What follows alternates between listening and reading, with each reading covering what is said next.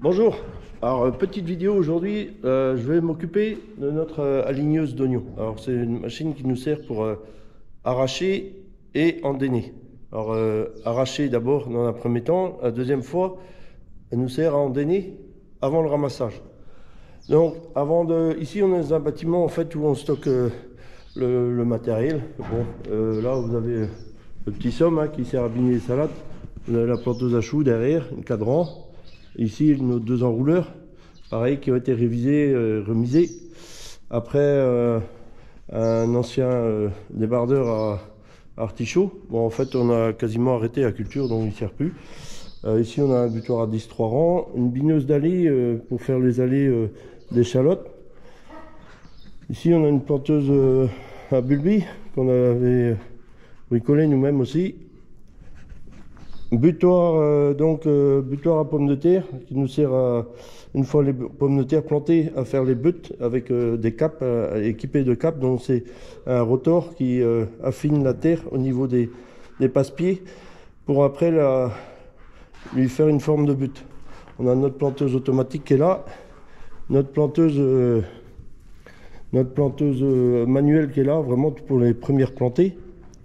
Ici on a une tondeuse pour passer dans les oignons lorsqu'il y a quelques herbes qui dépassent ou bref, avec la diminution du produit. Là on a notre planteuse à salade.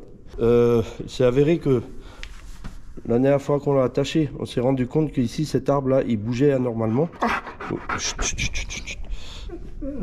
Et vraiment anormalement, ce qui fait le boîtier était à ouvrir. Donc pour ça, j'ai ouvert le boîtier, j'ai changé les roulements qui avaient changé. Après, je me suis occupé des chaînes. Vous allez voir tout ça dans la vidéo, parce que j'ai eu des petites surprises. Et puis, bon, j'ai fait tout ça, et en même temps, je suis en train de réviser la machine de l'étape d'après, c'est-à-dire qui nous sert à ramasser. Bon, pareil, chaîne, des petites modifs dessus. Donc, tout ça, on le fait, et après, on ramène les outils ici pour économiser de la place à la ferme. C'est parti pour la vidéo.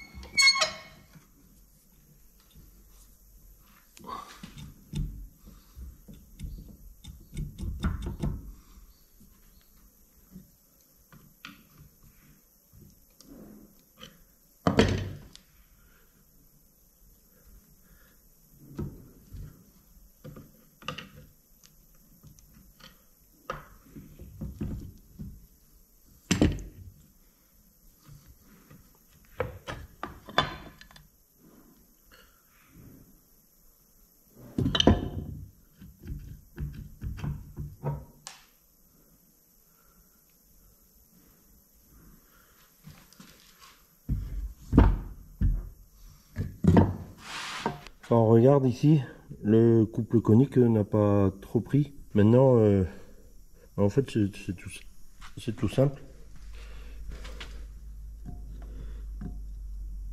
Donc il n'y a pas de limaille, on voit qu'il y aurait pu y avoir de la limaille plein dedans.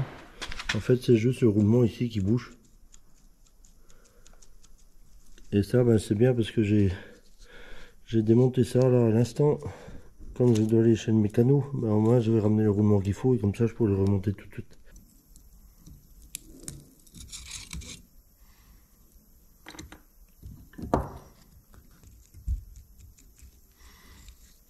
Donc j'ai eu les deux roulements. J'ai eu la bague qui va devant. Donc ceci, vous voyez, a été abîmé. Donc je vais la changer, je vais mettre cela à la place. Et le clips, pareil, le clips je remets à neuf aussi. Alors le clips, en fait, il avait travaillé un petit peu. Donc, et là, quand on regarde le prix, là, il y en a moins de 50 € dans tout l'ensemble. Avec un peu de consommable, parce que je vais rajouter de la pâte ici, là, partout. Tout autour, là, dans les deux faces. Alors pour ça, ce que je vais faire, j'ai du produit là à l'intérieur, un restant. Je vais tirer toute la pâte épaisse, hein, parce que c'est possible qu'il y ait un peu de limaille quand même, qu'on voit pas beaucoup, mais bon. En fait, il faut savoir que le roulement ici, là, il paraissait pas avoir de jeu. Et en fait, on sent que il y a des petites résistances par moment. Donc c'est que il y a, tant qu'à faire, tant qu'à avoir démonté, on va remettre un neuf tout de suite. C'est pour ça qu'il y a la grande boîte. Alors si vous voulez savoir, vous connaître les roulements, vous voyez ici j'ai un 6207 et là j'ai un 6307, les références. Alors le dernier chiffre c'est tout simple, vous multipliez 7 multiplié par 5, ici pareil, et en multipliant par 5 vous avez le diamètre du trou intérieur. 7 x 5, 35, ça veut dire un trou de 35 mm. Donc c'est le diamètre de l'axe. Tous les roulements, en fait, vous multipliez par 5 le dernier chiffre et vous avez le diamètre du trou intérieur.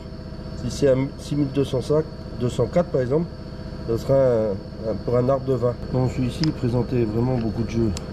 Alors normalement il faut que je tire une protection là pour que l'huile, sachant que c'est dans un boîtier d'huile, pour que l'huile lubrifie bien l'ensemble.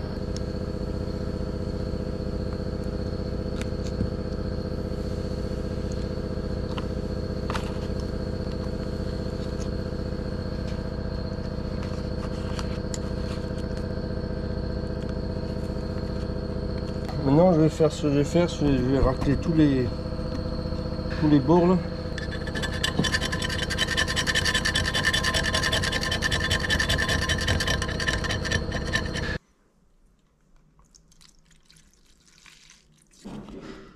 On va pas manger de la glace, hein, vous inquiétez pas.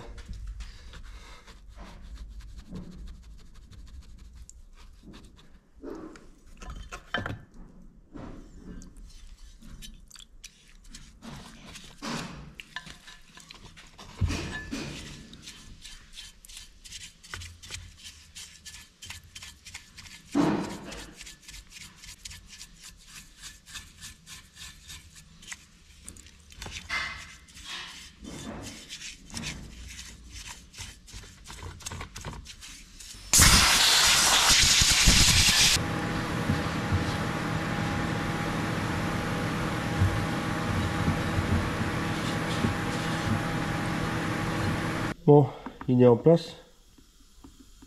Il y a un peu plus de jeu que la normale. Normalement, il aurait dû avoir moins que ça. Maintenant, vu que ça tourne doucement, de toute façon, c'est soit ça, soit changer tout le boîtier. Bon, on verra bien combien de temps il va faire.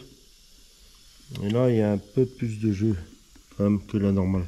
Maintenant, il a fallu, on a pu rattraper là en mettant une cale ici derrière, pour le faire glisser. Mais ça m'oblige à démonter tout ça. Et il va rester comme ça. Bon là, ce que je vais faire maintenant, je vais mettre de la pâte partout là, tout autour. Je vais remettre le couvercle par-dessus.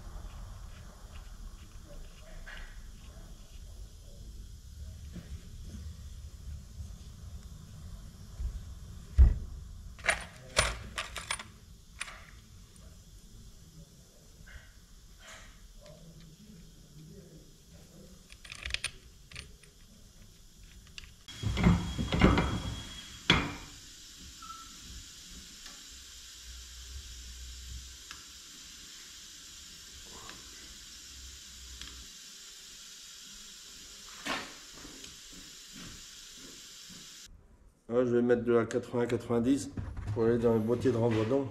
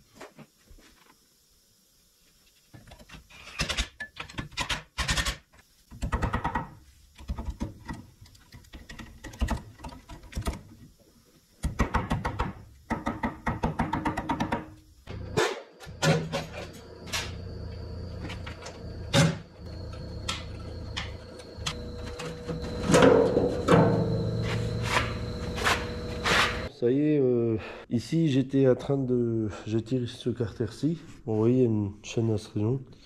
Donc c'est la chaîne que j'avais raccourcie avant la saison, pour faire la saison cette année, 2024. Et il s'avère qu'en regardant de près, alors, vous voyez, c'est une chaîne, bon, on voit qu'elle a été graissée, parce que en regardant de près, on s'aperçoit qu'il y a des écarts des fois qui sont anormaux.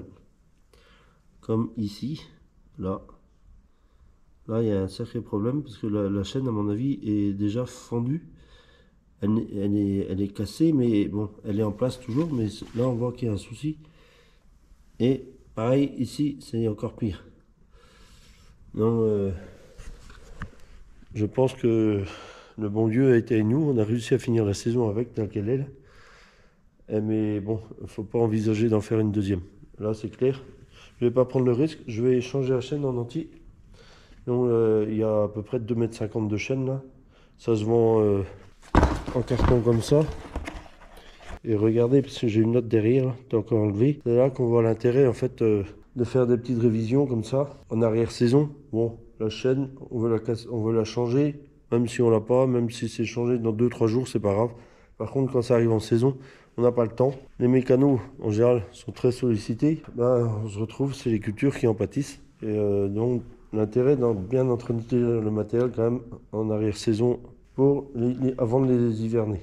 Bon, ça y est, j'ai reçu ma chaîne neuve, elle est là. Vous voyez, là il y a 5 mètres au total. Donc pour ça, en fait, je vais la mettre en place. Je vais repérer l'endroit où il faudra que je la démonte. Et comme ça, je la remettrai en place. Mais dès que j'ai enlevé ça, je démonte le pignon, là, je le sors.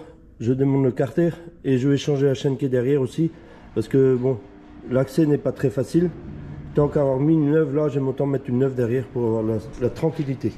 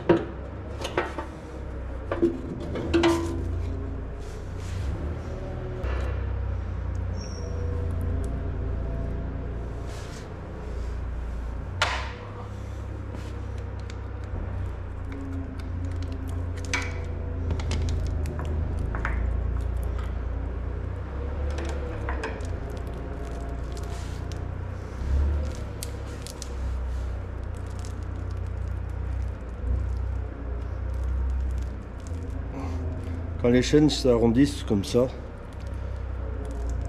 et ben ça montre qu'il y a de l'usure dedans. Je vais détendre le tendeur qui est là. Alors ça fait de la graisse noire. Alors là, l'intérêt qu'il y a de démonter les carters, en fait, c'est que on a des téléflexibles là, des flexibles qui alimentent les graisseurs. Il arrive parfois quand on utilise les pompes à graisse électrique que en fait on met beaucoup plus de pression et que le flexible il se déboîte. Le problème c'est que quand il y a le carter dessus, nous quand on graisse de derrière, on ne sait pas qu'il est déboîté et on a l'impression de mettre de la graisse comme il faut. Finalement la graisse elle va à côté, elle va pas dans le roulement. Donc l'intérêt des fois de démonter un petit peu les carters pour voir comment est l'état flexible et pour voir si la graisse arrive bien là où il faut. Donc là maintenant je vais mettre une chaîne neuve là, je vais la mettre en place juste pour voir la longueur à laquelle il faut que je la prépare. Alors c'est pour ça que j'ai reculé tous les tendeurs de chaîne au maximum. Alors j'utilise un riselon là comme ça. Vous voyez, il y en a eu un déjà auparavant. Je vais utiliser un riselon en fait tout simplement pour savoir où il faut que je coupe la chaîne.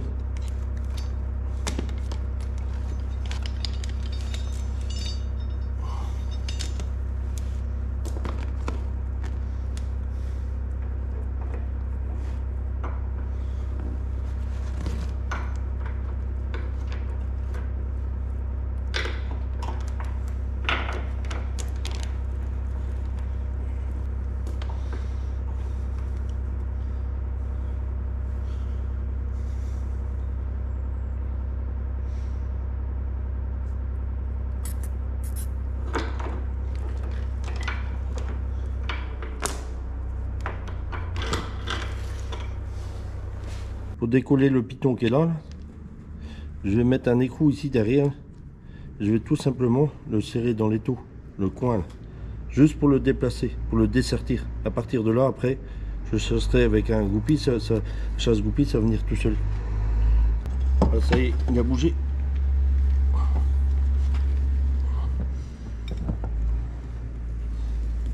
Vous voyez, ici c'est à ras.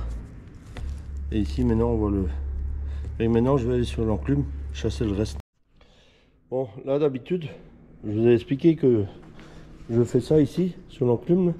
Puis je m'arrange pour que le maillon qui est à dépecer soit juste au-dessus du trou. Non, j'ai pas assez de place pour poser ça sur l'enclume. Ce que je vais faire, je vais poser juste une douille sur la ferraille. Et voilà, comme je sais que mon repère est là, je vais poser ça par-dessus ici. Et comme ça, je vais arriver à faire mon tripot.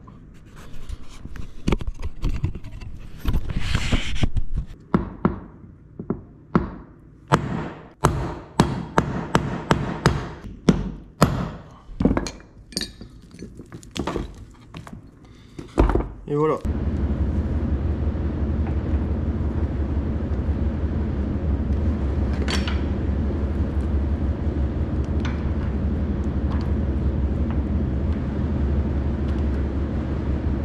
Alors j'aurais pu mettre un faux maillon. Ce qu'on appelle un faux maillon, c'est qu'il est mâle d'un côté et femelle de l'autre.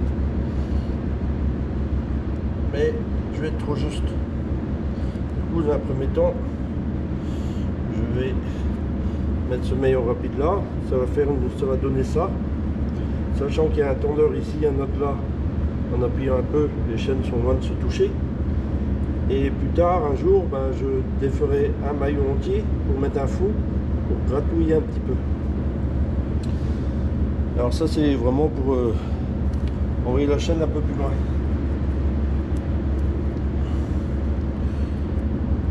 Ah, je mets mon maillon rapide. Et voilà. Chaîne neuve. Non, il ne reste plus qu'à attendre.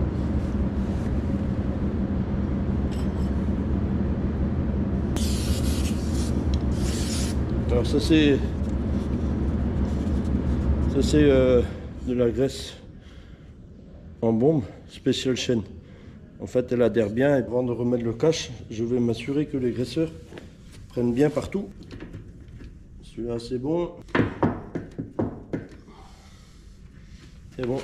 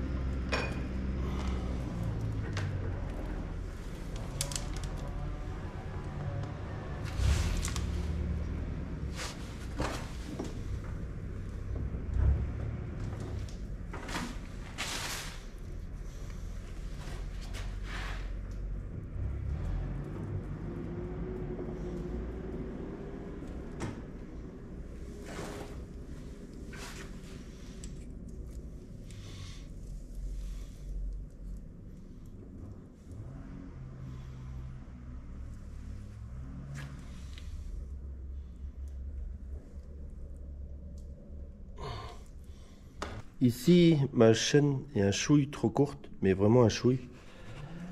Je vais utiliser mon maillon rapide pour raccorder les deux extrémités. Il me manque un peu.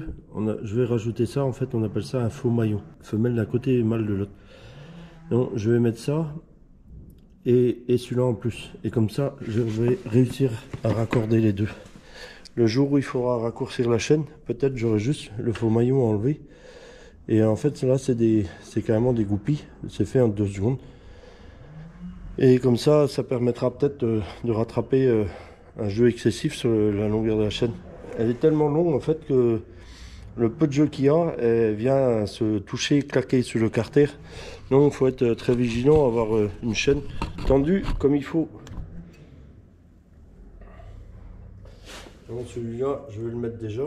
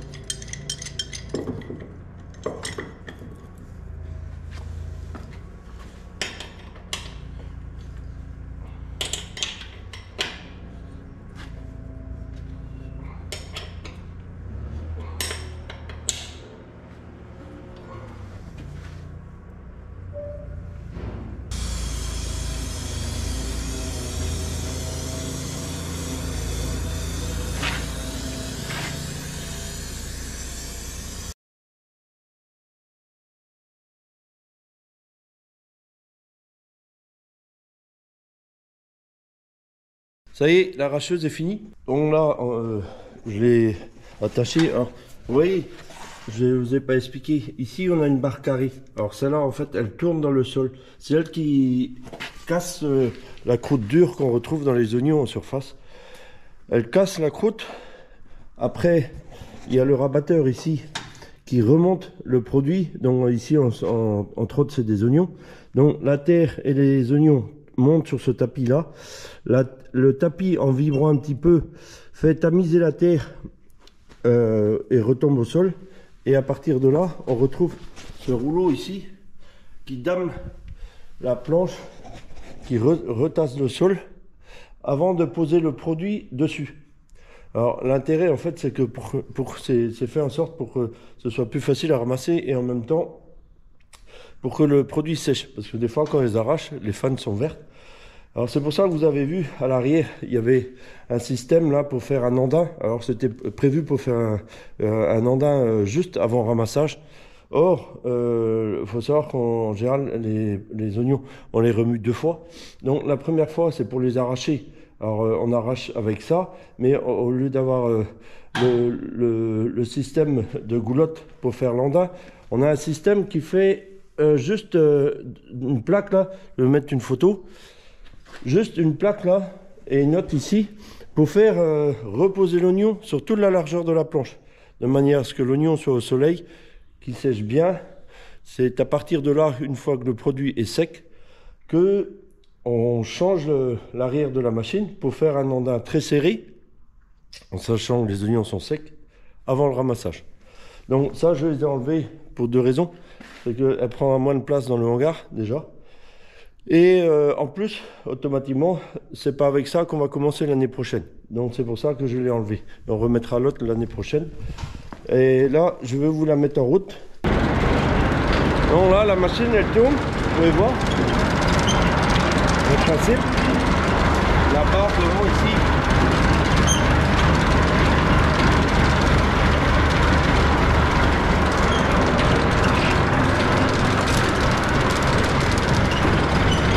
Et après, là, on a un système de crémaillé. En fait, souvent, comment on la règle?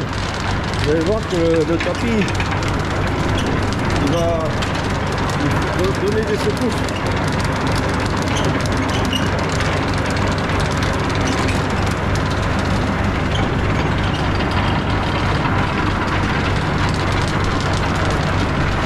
Alors ça, on ne le met pas systématiquement, hein, ça dépend de l'état du sol. Alors on va tout écrisser, elle est prête. elle est prête pour l'année prochaine. Bon, ici le barreau, je l'avais déjà changé en début de saison. C'est pour ça que j'y ai pas touché. Alors, faut savoir que les barreaux, il faut quand même les surveiller parce que ici, je suis sur un autre chantier. Donc, qui est l'étape suivante de la ligneuse qui est là. L'étape suivante, c'est avec ça qu'on ramasse l'oignon.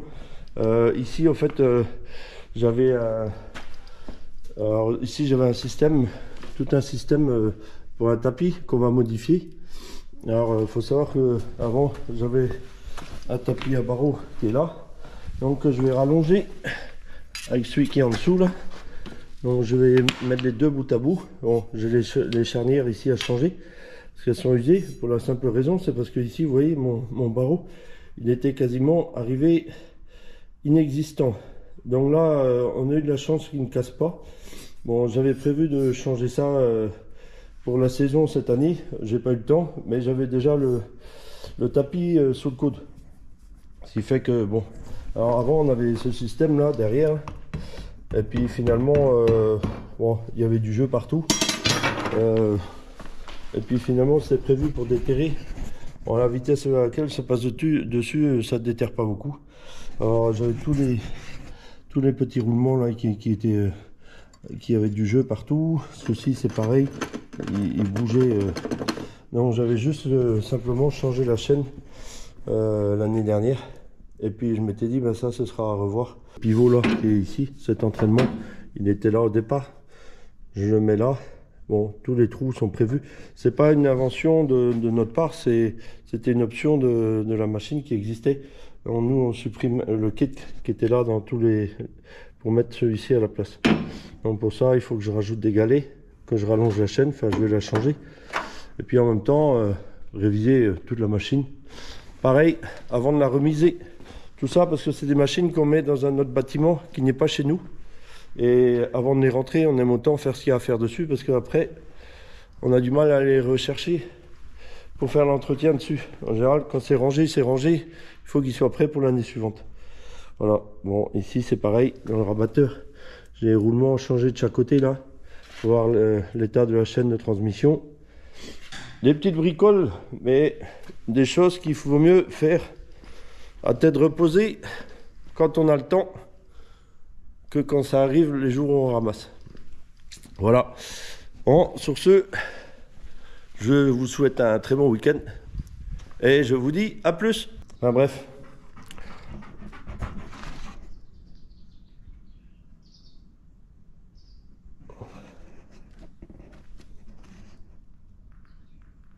Eh?